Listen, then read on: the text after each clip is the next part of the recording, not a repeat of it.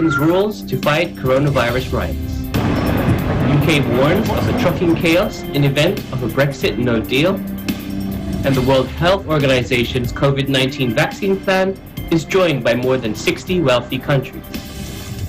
In Europe, France is implementing further measures as their COVID-19 cases soar. And for our live reports, we are joined by Love and Season, who will report on how Britain is finally launching its virus app in England and Wales. Ashley Espiritu will also be joining us, reporting on London Fashion Week and how it opens with an online focus.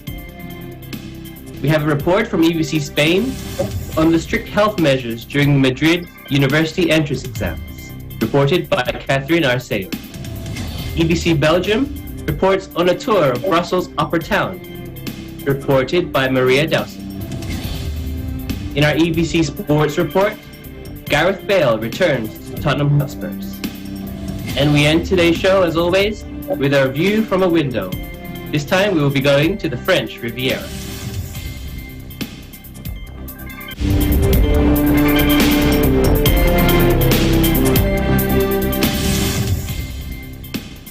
Now for the news headlines.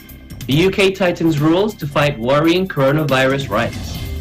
Britain on Tuesday tightened restrictions to stem a surge of coronavirus cases, ordering restaurants to close early and advising people to go back to working from home to prevent a second national lockdown. Pubs, bars and restaurants were ordered to shut at 10 p.m. across England and Scotland, and new limits were announced on public gatherings such as weddings. Let's find out what Londoners think of the new virus restrictions. Here on the evenings, I mean, it feels like it's pre-lockdown, pre-COVID, so it doesn't feel like there's a lot of people that are really adhering to the guidelines. I believe that they're going to be, from what I read, that the pubs and restaurants are going to close at 10. So, okay, but I'm not sure that that's actually going to affect anything, social. I don't want there to be another lockdown. I don't think anybody does. But if that's going to save lives, then it should happen. It should happen. It's not all about the money. It shouldn't be all about the money, let's say. It should be about people's lives.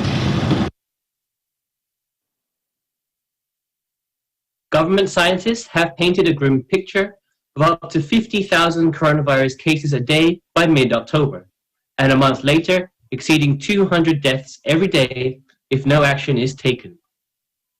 Prime Minister Boris Johnson last week said Britain is facing a second wave of infection, as elsewhere in Europe. But while battling sustained criticism for his handling of the outbreak, he faces renewed anger from the hospitality sector, which is only just trying to get back on its feet. And remarks from his senior cabinet colleague Michael Gove that people should work from home, again, where possible, comes just months after the government encouraged the opposite. Gove also instigated a pause to the planned phased return of fans to live sporting events in England from October 1, disappointing sports bodies from football to rugby. UK warns of a trucking chaos in event of Brexit no deal. Queues of up to 7,000 heavy goods vehicles could develop in southeast England from January if Britain leaves the European Union without a Brexit trading deal. Outlining a reasonable worst-case scenario, Senior Minister Michael Gove said the government remained committed to a deal with the EU, but urged businesses to prepare based on current estimates on companies' preparedness.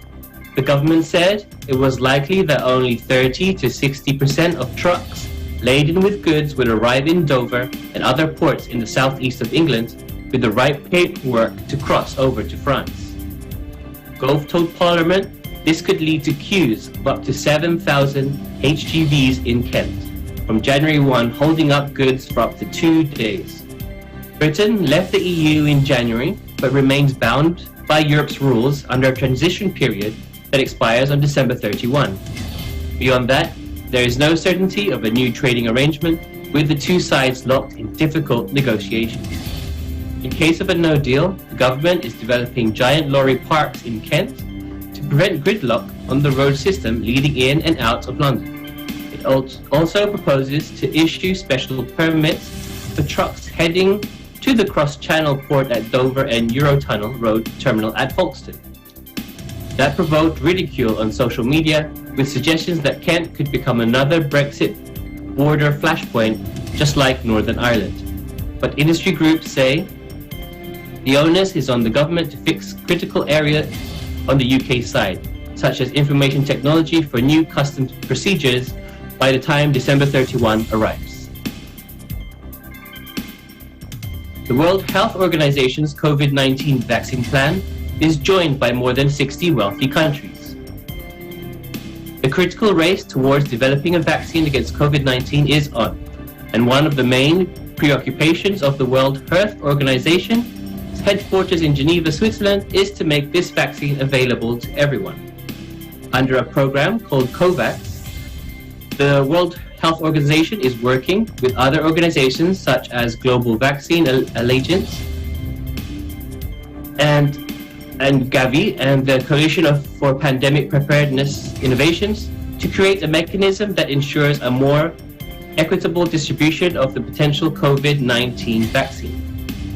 WHO Chiefs states that it is in every country's best interest to join and help. However, COVAX has encountered challenges in raising the funds needed to provide 92 low-income nations and others, and to meet other goals such as allowing equitable access to tests and treatments for COVID-19 and strengthening health systems. $3 billion has been invested. This has resulted in a very successful startup phase, but it's only a tenth of the remaining $35 billion needed for scale-up and impact. $15 billion is needed immediately to maintain momentum and stay on track for our ambitious timelines. After encouraging richer nations to join the program, 64 of them have signed up and 38 more are expected to join soon. Yet, two big nations are absent, the United States and China. Negotiations are still ongoing to get more nations to join COVAX in order to reach the goal of having 2 billion doses of safe and effective vaccines by the end of 2021. We go to France now, as France implements further measures as COVID-19 cases soar. On Thursday, France reported an alarming number of new COVID-19 cases, more than 16,000 in just 24 hours. Marseille is now placed under maximum alert. Its restaurants and bars have been ordered to close. Paris and 10 other cities like Lyon are under elevated alert and see their restaurants' opening times restricted. And in these cities, public gatherings have been limited to up to 10 people, while sport events and concerts will only be able to accommodate a maximum of 1,000 people. Opposition to the new measures have been expressed by business owners and politicians. To support businesses affected, the Prime Minister mentioned assistance such as exemptions from social charges and an extension of partial unemployment scheme. He has made it clear that he does not want the country to go back to the same situation as it was in March. France was badly hit by the virus last spring and had one of the strictest national lockdowns in Europe. In the last 3 weeks, with the consistent rise in new infections, the country is once again faced with hard decisions to make. Paris hospital authorities has, for example, announced that effective this weekend, non-emergency surgeries are to be cancelled to make way for the increasing number of hospitalized COVID-19 patients. The Prime Minister is also calling for the population to show responsibility. It's time for a break now, but please come back for more E&I UK and Europe edition.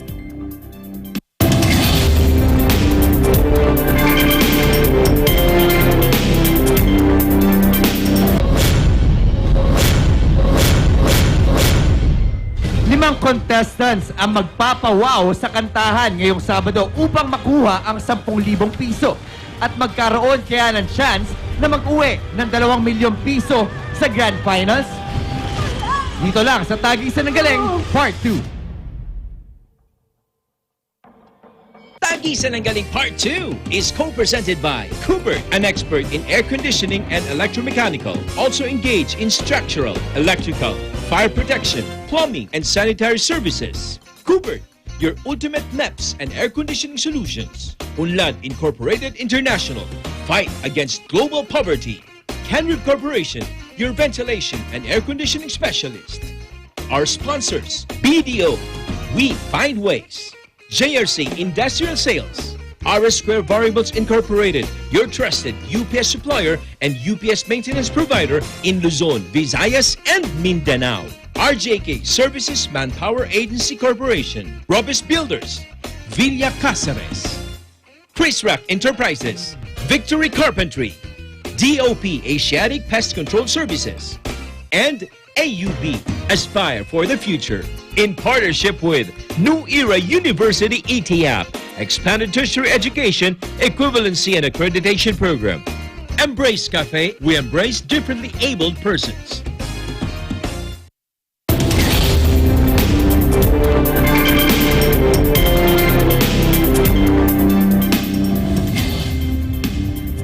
Welcome back to ENI UK and Europe edition.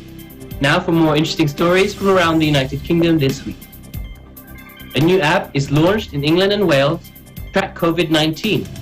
Here with us now live, we have Lavan Season with the details. Hello, Lavan.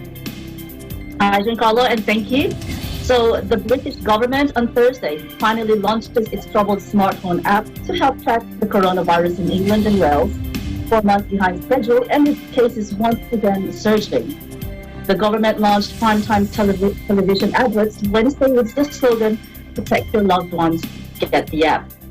The revamped app, which had first been planned for late May, uses Bluetooth technology to alert users if they spend 15 minutes or more within 2 meters or 6 feet of another user who subsequently tests positive for COVID-19. The tool, which will be available in numerous languages on Apple iPhones and various phone brands that uses Android operating systems, offers other functionality including booking tests and checking into venues using QR codes.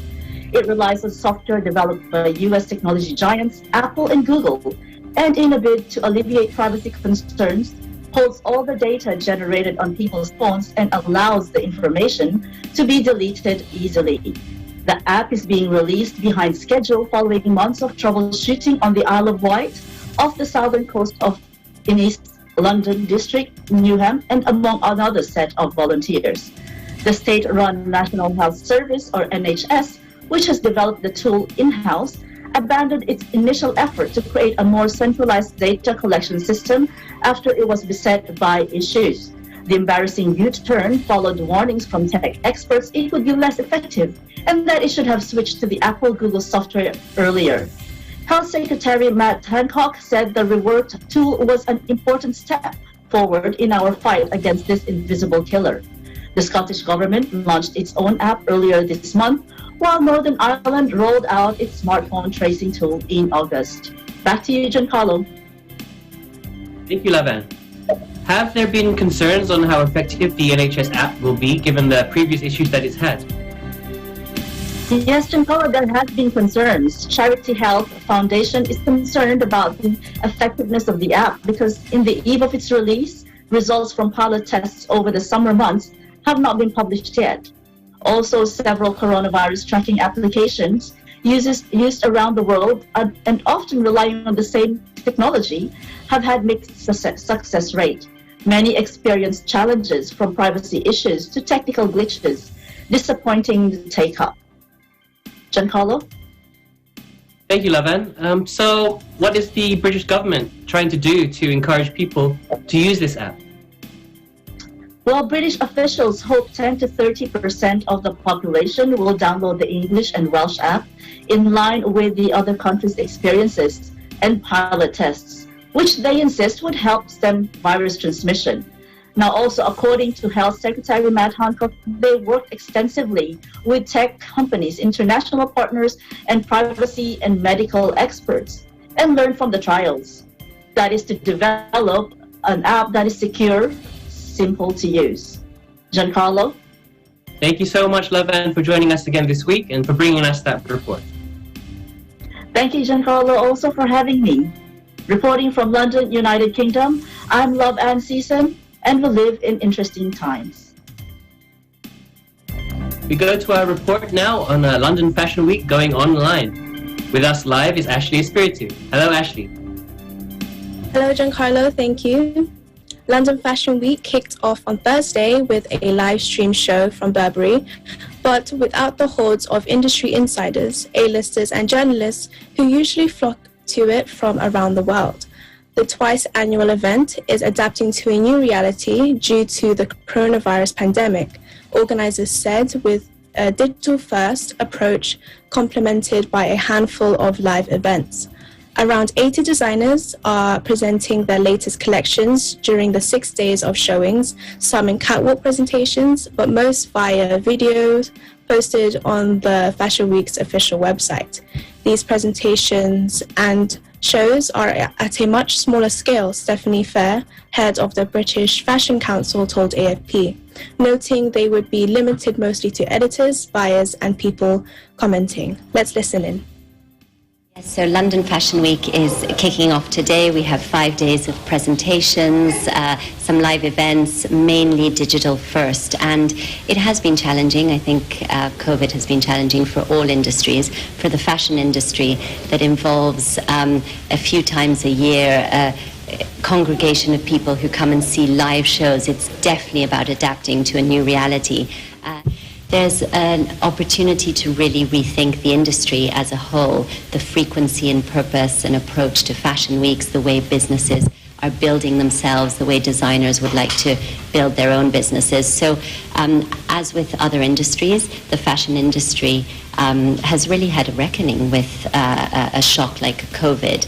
And whilst it's been really difficult for designers, for the industry as a whole, it's also an opportunity for the industry to rethink on what foundations it wants to rebuild itself.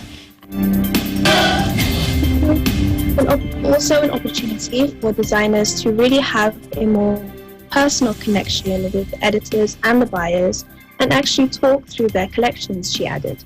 Among the designers holding public parades with specifically crafted social distancing guidelines in place are London-based Turkish creator Bora Aksu, luxury knitwear pioneer Mark Fast, and the Chinese brand Pronounce. Their shows will also be broadcasted live online, an essential tool for our brand to express their seasonal message on a global scale, Fast told Vogue Business. An online streaming of a fashion show will reach tens of thousands on the day and hundreds of thousands, if not more, throughout the season. Britain's Burberry kickstarted the week with its show broadcast online at 12 noon.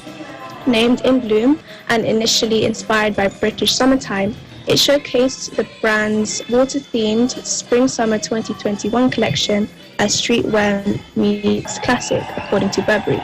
It featured plenty of natural canvas, denim and industrial, rubberized fabrications alongside chiffon and crystal embroideries, in offerings including trench coats, double-waisted trousers, and even a boiler suit for men.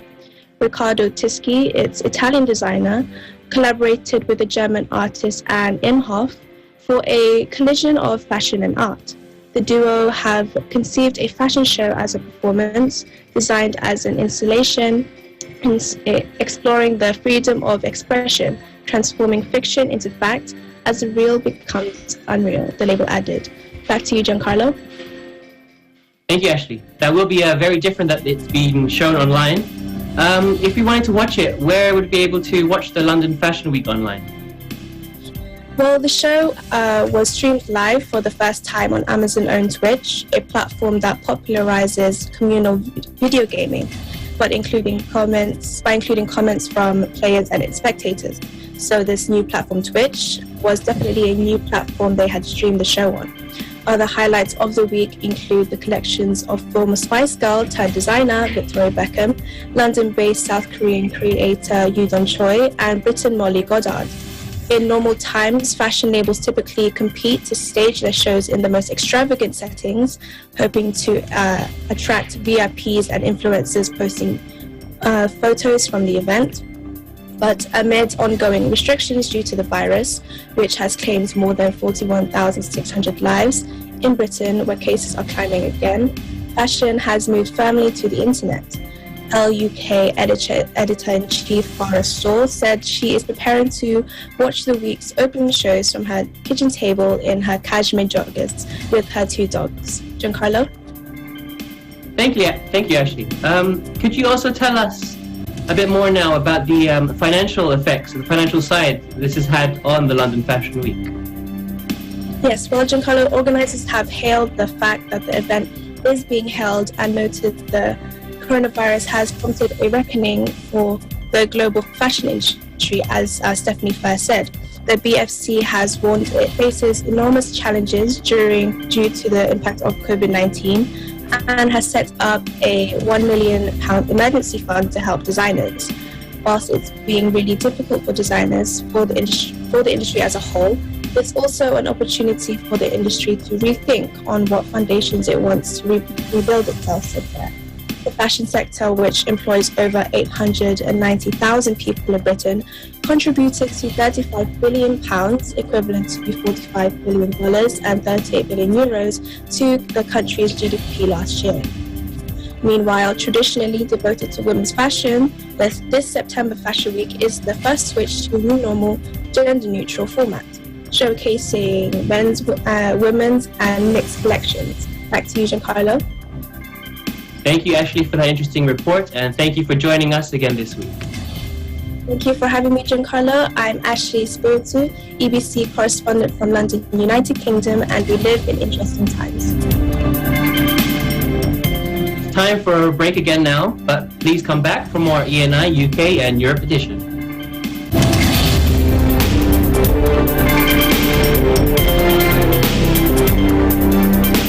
Do you want to earn a degree while you work?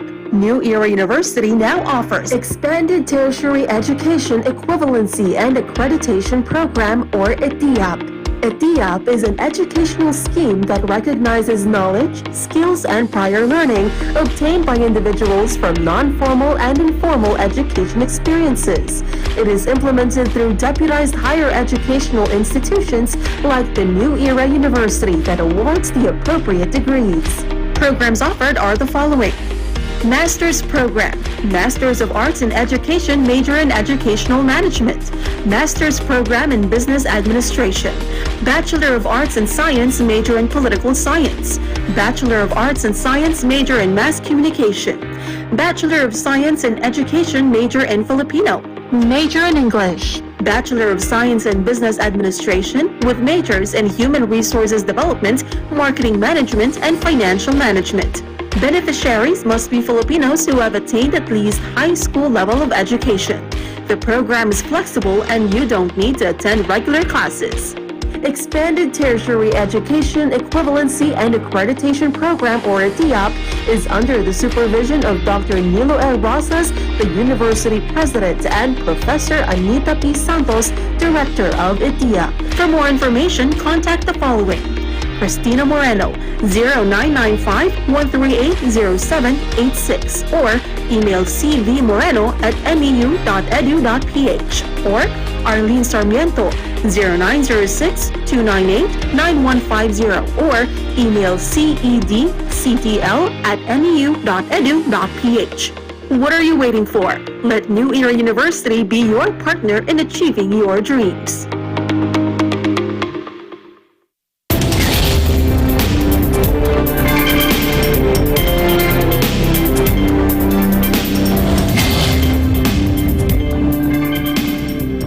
Welcome back to ENI UK and Europe edition. I'm Giancarlo Matera, now with more interesting stories from Europe this week. We go to Spain, as the health restrictions measures in Madrid's university entrance exams. We have this report by Catherine Arceo. Let's watch her report. The selectividad, or the university entrance exam in Madrid, Spain, was done with health measures due to the COVID-19 pandemic. The EBAU, or the Spanish University Access Test, gathers over 41,000 students to take the exam, having to take it in a presential form. It was done 4 days rather than 3 days as how it was done the past years. There was also an increase on the exam, takers of 22% compared to the last years, as the exam now offers more possibilities to pass due to the COVID-19 pandemic. The exam was carried out with masks, and materials were not allowed to be shared, such as dictionaries, rulers, ballpens, and more. Acabamos de terminar el segundo día de la selectividad aquí en el campus de Somosaguas de la Universidad Complutense de Madrid. La diferencia con una EBAU normal es que, aparte de poder mezclar las opciones, o sea, hay una opción A y una opción B en cada examen de cada asignatura, podemos mezclar preguntas de opciones. Pero eso es lo bueno.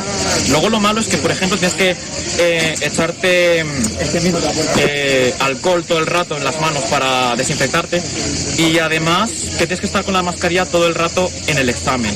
No te la puedes quitar en ningún momento, solo en los descansos. Entonces la gente está un poco más nerviosa y más agobiada por eso. Y nosotros somos afortunados porque hemos hecho la selectividad aquí, pero por ejemplo en otras aulas de otras universidades de Madrid no tienen aire acondicionado. Entonces eso también puede suponer otro problema, que es la no igualdad de condiciones que tenemos con otros estudiantes, ¿vale? Entonces, en la selectividad lo que es básicamente es un examen que hacemos después de bachillerato y cuya nota va a definir lo que podemos hacer en la universidad. Por eso son exámenes tan importantes y todo el mundo está tan nervioso y tan agobiado. Pero bueno, estamos aquí todos, que hemos venido para darlo todo y que salga lo que salga. Así que eso. Reporting from Madrid, Spain, I'm Caterina Theo. We live in interesting times. Thank you, Catherine and EBC Spain, for that report. We now head to Belgium as Maria Dowson gives us a tour of Brussels Upper Town.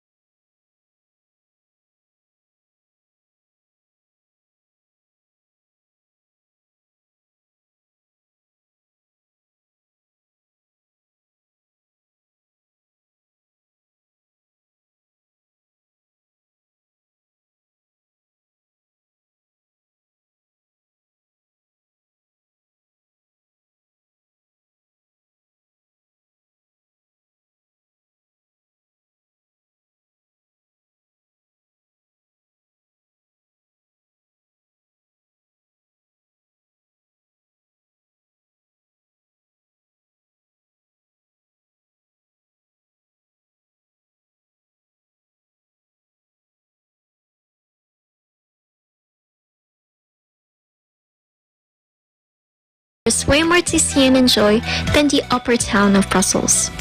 Reporting from Brussels, Belgium, I'm Maria Dowson. We live in interesting times. Thank you, Maria, and our EBC Belgium Bureau for that report. We now go to our EBC Sports Update. In football, Gareth Bale completed his return to Tottenham Hotspurs on a season-long loan deal from Real Madrid. However, the Wales attacker will not be fit to make his second debut for the club until late October, due to his injury. Tottenham are delighted to announce the return of Gareth Bale to the club on a season-long loan from Real Madrid, Tottenham said in a statement. Gareth sustained a knee injury whilst playing for Wales on international duty earlier this month, and this, together with Spain's later start compared to the English Premier League, means that he has had limited pre-season. Tottenham's first game after the international break next month is away to Burnley on October 24. Gareth Bale, who is 31, won 4 Champions League and 2 Spanish League titles with Madrid after moving for what was then a world record fee of £85 million, or today 110 million euros, back in 2013.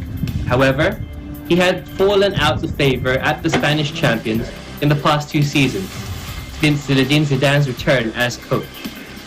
The former Southampton winger made just 2 appearances for Real Madrid after football's return from the break caused by the coronavirus pandemic, and did not even travel for Madrid's Champions League loss to Manchester City in June. The club wishes him good luck, to a player who has been part of one of the most successful stages in our history, Real Madrid said in their statement. By contrast, at Tottenham, he is still remembered as one of the club's all-time greats. Bale twice won the Premier League's Players' Player of the Year during his first spell at the team, which saw him score 56 goals in 200 appearances, and lured Madrid into paying a record-breaking price for his services. Tottenham will reportedly pay half of Gareth Bale's huge €30 million salary for the season, with Madrid still on the hook for the rest. He will wear the number 9 shirt and form an exciting front 3 with England captain Harry Kane and South Korea's Son Heung-min. So, to all Spurs fans, after 7 years, he's back, Gareth Bale tweeted.